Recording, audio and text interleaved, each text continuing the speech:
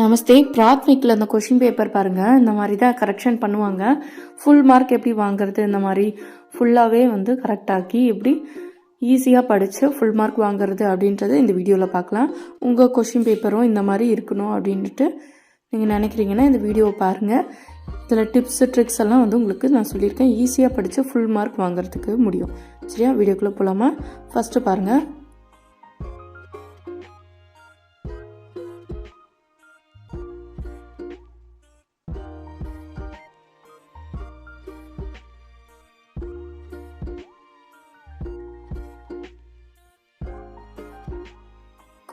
நமஸ்தே. பிராத்மிக்கில் question paper நம்ம லைவாக எழுதி பார்க்கலாம். ஒரு மாடல் கொஷின் பேப்பரை. சரியா, ஃபஸ்ட்டு பாருங்கள். கொஷின் பேப்பர் இப்படி தான் புக்லெட் மாதிரி இருக்கும். சரி, name of the 2.5 hours plus 100 marks. Name of the சென்டர்ன்றது சென்டர் நேமு உங்கள் ஆல் டிக்கெட்டில் இருக்கும். அதை பார்த்து அப்படியே எழுதுங்க. சரியா, கேப்ஸ்லேயே முடிஞ்ச அளவுக்கு எழுதுங்க. ட்ரான்ஸ்லேட் தமிழ் ஆர் இங்கிலீஷில் எழுதலாம். நான் தமிழ் இன்றைக்கி எழுதுகிறேன். இங்கிலீஷ் ஆல்ரெடி எழுதியிருக்கேன் இல்லையா. மேலே தி இருக்குது, தீனா தின்னு. சரியா, டேட் எழுதணும். நேம் ஆஃப் த ஸ்டூடெண்ட் ஹிந்தியில் தெரிஞ்சால் எழுதுங்க, இல்லைனா இங்கிலீஷில் எழுதுங்க. முடிஞ்ச அளவு கேப்ஸ் எல்லாம் எழுதுங்க. சரியா, நெக்ஸ்ட்டு அடுத்தது கீழே இருக்கு இல்லையா, அந்த 5 எல்லாம் போட்டிருக்கு இல்லையா, அதிலலாம் எதுவுமே நீங்கள் ஃபில் பண்ணக்கூடாது. அதெல்லாம் எக்ஸாம் கண்டக்ட் பண்ணுறவங்க, அவங்க தான் மார்க் போடுறவங்க தான் உங்களுக்கு பண்ணுவாங்க. அதிலலாம் கை வைக்கக்கூடாது. சரியா, அடுத்தது ஃபஸ்ட்டு பாருங்கள். ரோம் லெட்டர் किन 5 प्रश्नों के उत्तर एक वाक्य में लिखिए அப்படின்னு இருக்குது. ஸோ இப்போ 10 mark கொஷின். போதினியில் நம்ம படிக்கிறோம். போதினியில் டோட்டலாக 20 lessons இருக்கு இல்லையா. இங்கே 5 கொஷின் அதுலேருந்து தான் கேட்குறாங்க டோட்டலாக உங்களுக்கு. சரியா, first lesson 1, lesson 2, lesson 3லேருந்தும் lesson 4, lesson 6, lesson 8, lesson 13லேருந்து கேட்டிருக்கேன். நம்மளுக்கு 5 போதும். ஸோ இப்போ 5 lesson 10க்குள்ளேயே வந்துருச்சு இல்லையா. அப்போது 1 to 10 லெசனை கண்டிப்பாக படித்து வச்சுக்கிட்டீங்க அப்படின்னா ஃபுல் மார்க்ஸ் இதில் வாங்கிடலாம். 1 to 10 லெசன்ஸில் புக் பேக் 3 கொஷின்ஸ் இருக்கும். மொத்தம் 30 கொஷின்ஸ். அப்படியே அந்த 30 கொஷினும் படிச்சிட்டிங்க அப்படின்னாவே இந்த 5 கொஷின் ஆன்சர் ஈஸியாக உங்களால் வாங்கிட முடியும். இது ஏன்னா ரொம்ப ஈஸியாக இருக்கும். இது ஒரே ஒரு போர்டு தான் எழுதுகிற மாதிரி இருக்கும். அதனால் இதை ஸ்கிப் பண்ணாமல் 10 லெசனும் ஈஸியாக படிச்சிருங்க. 30 கொஷின் ஆன்சர் தான். கியா வகுமேஷியான்னு இருக்கு இல்லையா, அங்கே வகுமேஷியம் இதெல்லாம் கொஷின்லேயே இருக்குது. அப்படியே பார்த்து எழுத வேண்டியதான். சரியா, இதெல்லாம் எங்கே இருக்குது, கொஷின்லேயே இருக்குது. பாருங்கள், முடிஞ்ச அளவு கொஸ்டினில் பார்த்து தப்பு இல்லாமல் எழுத பழகுங்க. சரியா, அவ்வளோதான். அடுத்த செகண்ட் கொஷின் பாருங்கள். हाथ में क्या है அப்படின்னு இருக்குது. हाथ में क्या है உங்களுக்கு தெரியும் இல்லையா.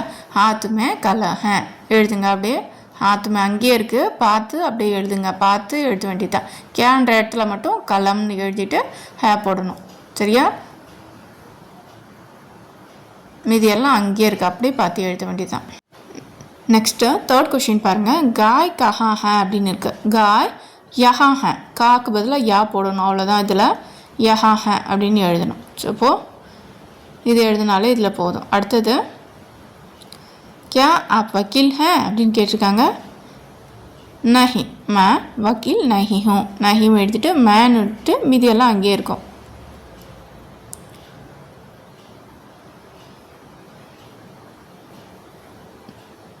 சரியா, அடுத்தது பூபால் क्या खाता है அப்படின்னு வந்திருக்கு. பூபால் ஆம் காத்தா ஹே அதான ஆன்சரு. ஸோ இப்போ பூபால் அப்படி பார்த்து எழுதுங்க. கேன்ற இடத்துல ஆம் அப்படின்னு எழுதுங்க. மீதி எல்லாமே அங்கேயே இருக்குது, அப்படியே பார்த்து எழுத வேண்டியதான். ஹே வரணும், சிங்குலரில் தான் வரணும். ஆனால் ஹெய்ம்னு போட்டிருக்காங்க. சரி, அங்கே இருக்கிறத அப்படியே எழுதிட வேண்டியதான். ஆனால் சிங்குலர் அது பிரிண்டிங் மிஸ்டேக்காக தான் இருக்கும். ஹே தான் வரும். எக்ஸாமுக்கு இந்த மாதிரி பேட் எடுத்துகிட்டு போயிட்டு எழுதுங்க. அப்போ தான் கொஞ்சமாவது உங்களால் ஹேண்டில் பண்ண முடியும். சரியா, அடுத்தது किन 4 अक्षरों का लिखिए. 4 को अक्षरों में लिखिए. நம்பர்ஸில் எழுத சொல்கிறாங்க, வேர்ட்ஸில் எழுத சொல்கிறாங்க. இதுக்கு 1 to 10 படிச்சுக்கோங்க.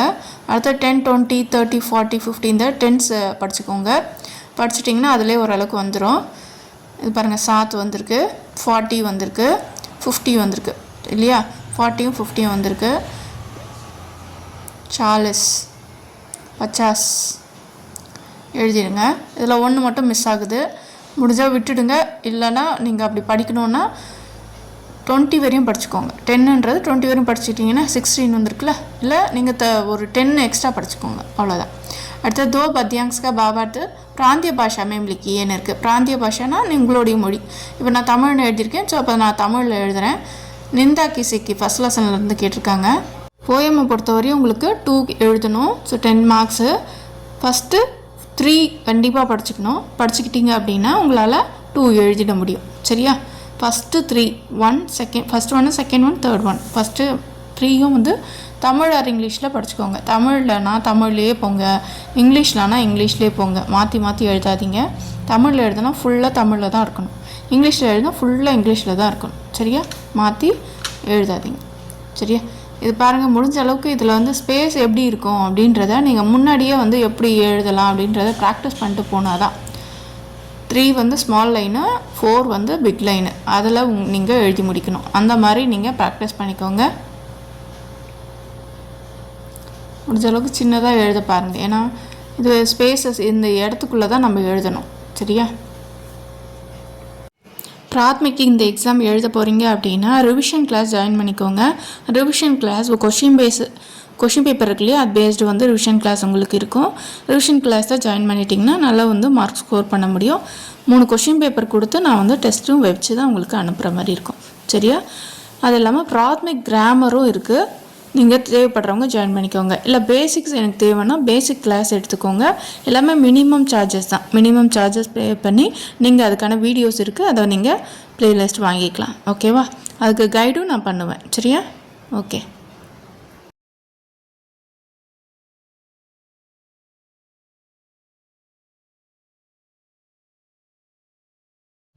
ஃபுல்லாக வந்து போயமில் 2 எழுதணும். இந்த மாதிரி லைன் போட்டு ட்ரை பண்ணி பார்க்குறேன், ஒருவேளை அது சரியாகுது அப்படின்னு. ஏன்னா லைன் போட்டு நம்ம எழுத முடிஞ்சா பார்ப்போம். இது போயம் 3லேருந்து இருக்குது. போயம் 3ல் பினா ருக்கி சல்தே ஜாவோ இல்லையா, அதுலேருந்து இருக்குது. ஸோ அப்போ ஃபஸ்ட்டும் செகண்டு தேர்டு கண்டிப்பாக படிக்கணும். அப்போ தான் உங்களால் ஃபுல்லாக வந்து மார்க் எடுக்க முடியும். இல்லை 2 எழுதணும் இல்லையா.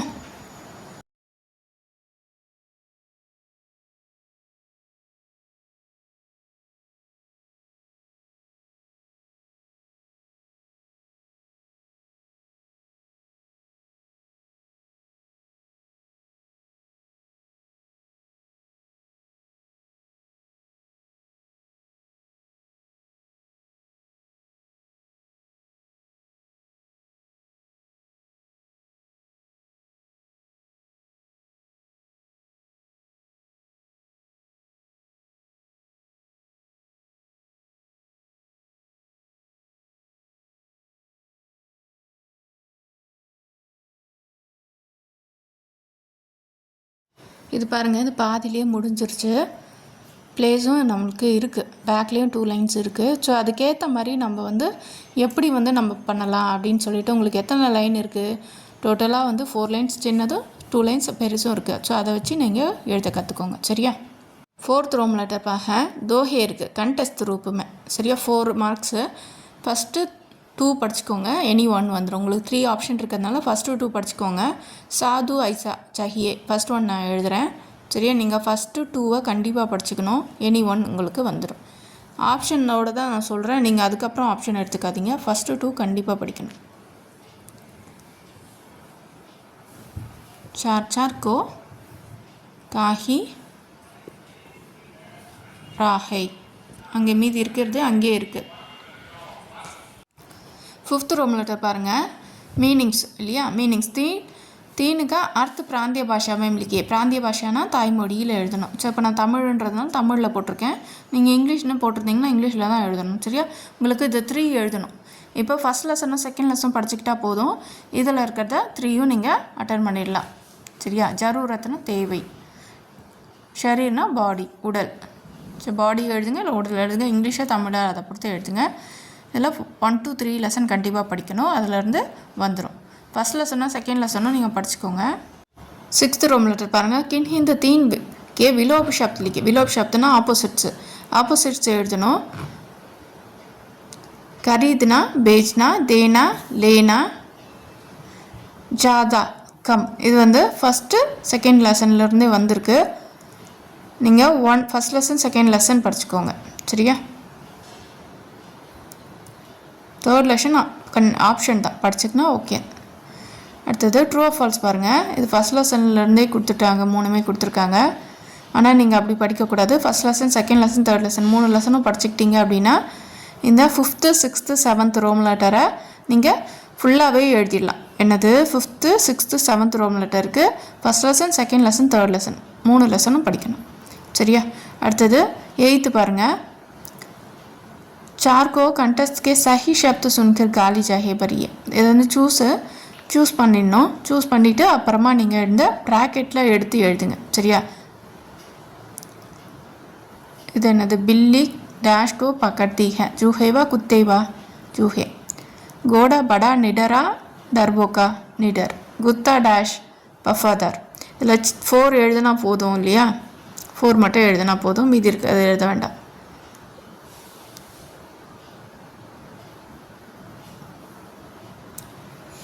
செலக்ட் பண்ணிவிட்டு எடுத்து அப்படியே எழுதிடுங்க. அடுத்தது 9th ரோம் லெட்டர் பாருங்கள். निम्नलिखित वाक्यों के जोड़िए. वाक्यों को जोड़िए. மேட்ச் ஒரே லெசனில் கொடுத்துருக்காங்க. முதல்ல வந்து நீங்கள் மார்க் பண்ணிவிடுங்க இது எதோடதுன்ட்டு, அப்புறம் எடுத்து எழுதிடுங்க.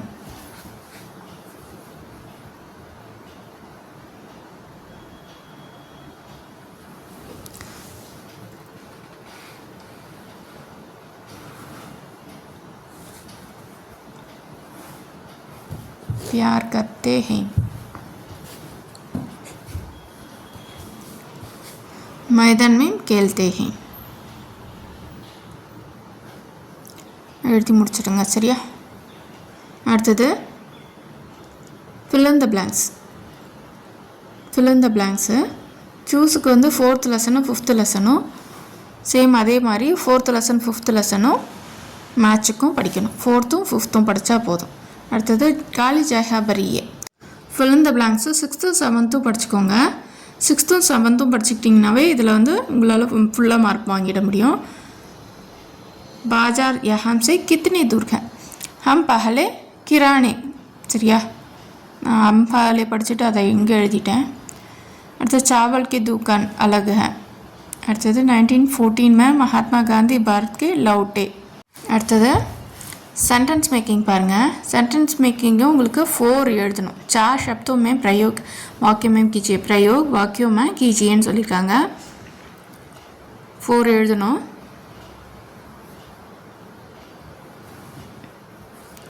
இது 4மே வந்து உங்களுக்கு பிக்னா 3 வந்து ஃபஸ்ட்டு ஒரு லெசன்லேருந்தே கொடுத்துட்ருக்காங்க. சலோ பாஜா சலோ லெசன்லேருந்து கொடுத்துட்ருக்காங்க. ஜான்வர் லெசன்லேருந்து பால்த்து ஜான்வர்லேருந்து ஒன்று கொடுத்துருக்காங்க. சப்போ 5th 6th மட்டும் படிச்சுக்கிட்டிங்கன்னா சென்டென்ஸ் மேக்கிங் எழுதிடலாம். 12th ரோம் லெட்டர் கொஷின் ஆன்சரு ஃபஸ்ட்டு 3 லெசன்ஸை படிச்சிட்டிங்கன்னா ஸ்மால் கொஷின் ஆன்சர் எழுதிடலாம். किसान कहाँ रहते हैं फर्स्ट लेसन. அடுத்தது जुलाहा क्या बुनाता है फर्स्ट लेसन. ஸோ இப்போ ஃபஸ்ட் லெசன் படித்தா போதும். First lesson, second lesson, third lesson படிக்கணும். தேர்ட் ஒன்று सबसे महत्वपूर्ण विटामिन कौन सा है கேட்டிருக்காங்க. இது செகண்ட் லெசன் பி விட்டமின். இது எல்லாம் அங்கேயே இருக்கும். அது முடிஞ்ச அளவுக்கு கொஷின் பேப்பரில் கொஷினை பார்த்து எழுதுங்க. கொஷின்லேயே நிறைய வேர்ட்ஸ் இருக்கும். அதெல்லாம் வந்து நீங்கள் பார்த்து என்ன பண்ணணும், அதுலேருந்தே எழுதிடணும்.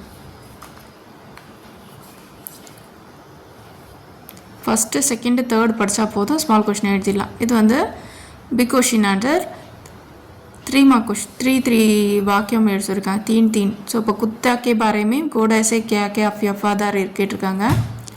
5th லெசனும் 6th லெசனும் நல்லா படிச்சுக்கிட்டீங்க.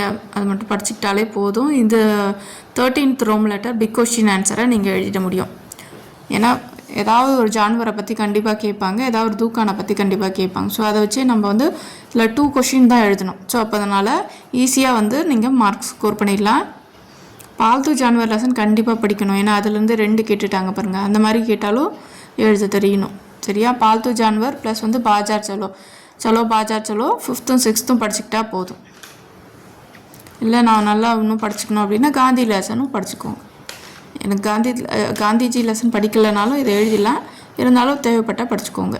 ஆனால் 5th 6th போதுமானது. இது ஸ்டோரி 14th ஸ்டோரி பாருங்கள். கவி ஒரு கஞ்சூஸ் சோதார் பாலு நியாய் ஹோ தோ ஐஷா அப்படின்னு கேட்டிருக்காங்க. கவி ஒரு பாலு ஃபஸ்ட்டு 3 லெசன் எப்பயுமே ஸ்டோரியை பொறுத்தவரையும் ஃபஸ்ட்டு 3 லெசனில் படிச்சுக்கிட்டிங்கன்னா எனி ஒன் கண்டிப்பாக வந்துடும். கவி ஒரு கஞ்சூஸ் இதில் கேட்டிருக்காங்க. நீங்கள் இதையே வந்து எழுதிடலாம் ஈஸியாக.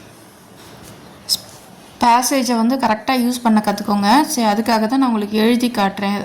சரி, அங்கே போய் வந்து நிறைய எழுதணும் ப்ளஸ் பிளேஸ் இல்லைன்னு சொன்னால் ஒன்றும் பண்ண முடியாது.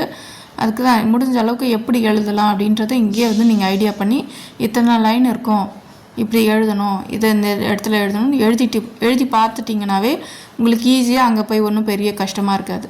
ஏன்னா நீங்கள் இப்போ தான் ஸ்டார்ட் பண்ணுறீங்க. ஹிந்தின்றது ரொம்ப புதுசு உங்களுக்கு. உங்கள் ஏஜ் ரொம்ப சின்ன ஏஜ் தானே. ஸோ இப்போ ட்ரை பண்ணி தான் நம்ம வந்து போகணும். சரியா? பிளாங்காக போனால் கஷ்டப்படுவீங்க. அதுக்காக தான் நான் உங்களுக்கு எழுதி இந்த மாதிரி என்னென்ன ப்ராப்ளம்ஸ் வரும்ன்றதை நான் உங்களுக்கு டீட்டெயிலாக சொல்கிறேன். சரிங்களா? அடுத்தது 15th ரோம் லெட்டர் பாருங்கள். 5 மார்க் கொஷின்னு. சரியா? 5 வாக்கியம் கே அனுவத்கே 5 வந்து எழுதணும். ஃபஸ்ட் லெசன்லேருந்து கேட்டிருக்காங்க. தும்முனா நீ இல்லையா, கிதாப்னா புக்கு, லாவோ அப்படின்னா பிரிங்கு. ஸோ அப்போ you bring the book R நீ புத்தகம் கொண்டு வா அப்படின்னு சொல்கிறாங்க.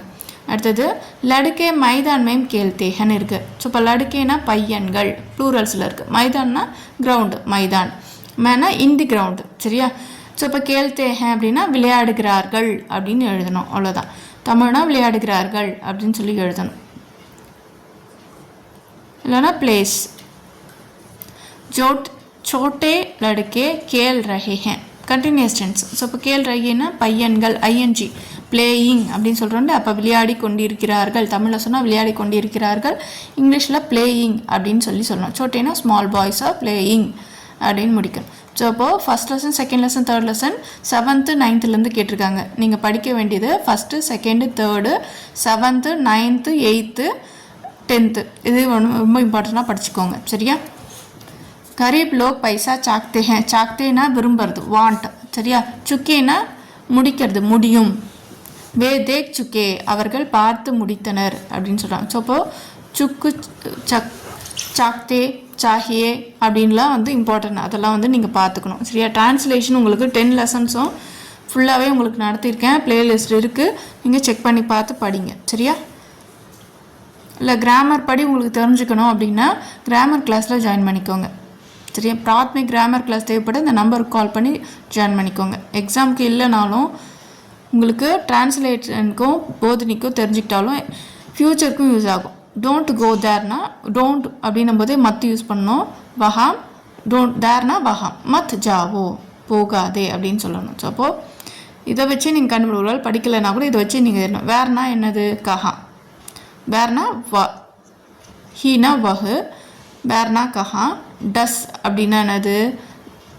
ஜாத்தா அப்படின்னு சொல்லணும். ஏன்னா ப்ரெசன்ட் டென்ஸோட ஃபஸ்ட்டு ஃபார்ம் இது. கொஷின் மார்க் இருந்தால் கொஷின் மார்க் தான் போடணும். ஜாத்தா ஹே வஹு, கஹாம் ஜாத்தா ஹே. They are talking. தே நம்மது என்னது? ப்ளூரல்ஸ். வே. ஆர்னா ஹெய்ம்.